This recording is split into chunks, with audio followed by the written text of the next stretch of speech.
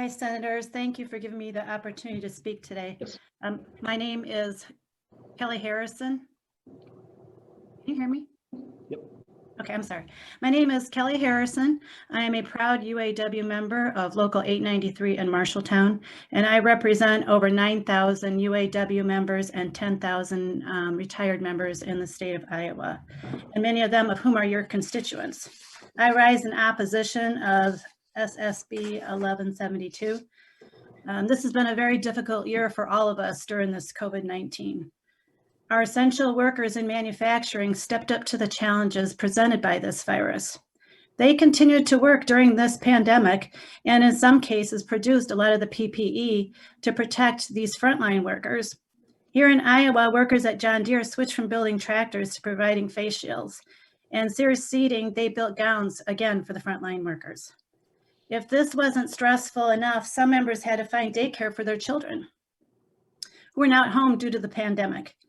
This was an expense that a lot of these workers weren't planning on having to contend with. Do we really want to attack these workers? Do we want to take away a week's pay because they are laid off?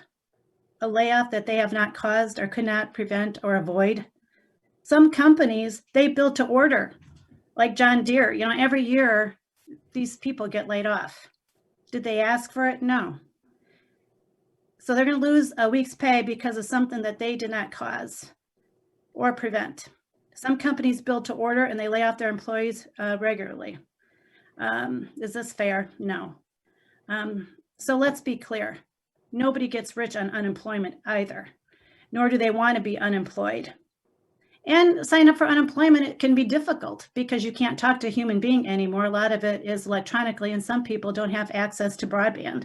They can't find a computer to log in. So that makes it more complicated. And talking about the CARES Act, the money that Iowa got was our money. We are taxpayers, and that money came back to Iowa. Unemployment is a safety net. It is for people who need help while they're out of work, when they're not receiving any income. And now you want to dock their unemployment to lower the benefit amount because of their independence. Again, is that fair? And have any of you ever been unemployed due to a plant closing? Well, I have. And let me tell you, it's not fun. It's not a good experience. I was 51 years old, and actually I was out of town. I found out over the internet that my plant was closing.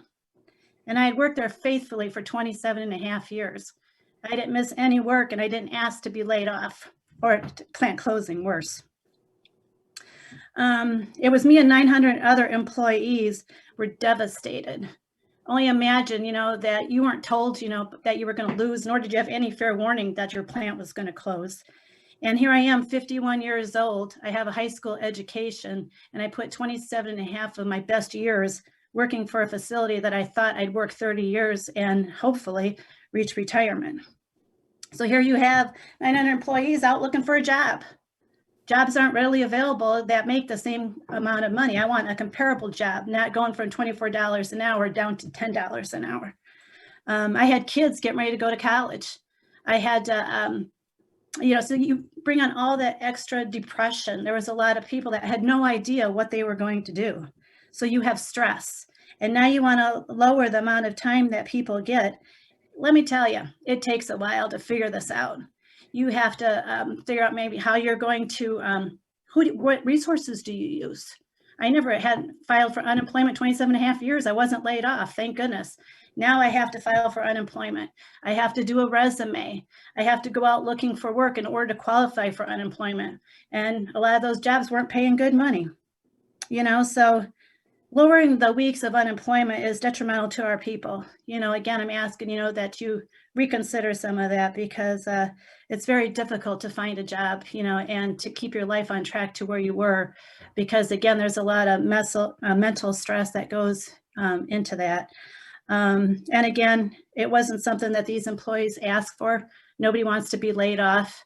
And it's the employer that put them there. They didn't ask for it. So I would hope that you would not move SSB forward. Thank you. Thank you, ma'am.